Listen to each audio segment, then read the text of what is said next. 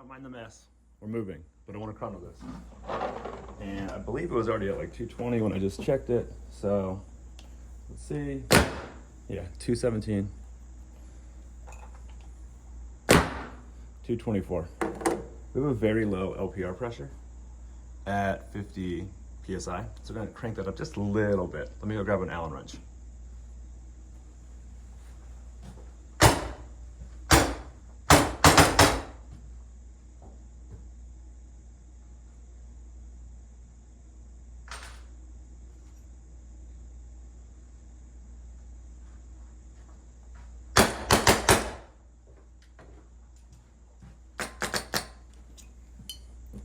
So that's 70. I want to go down just a hair.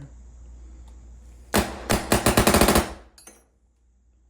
you're probably at 65 for LPR pressure.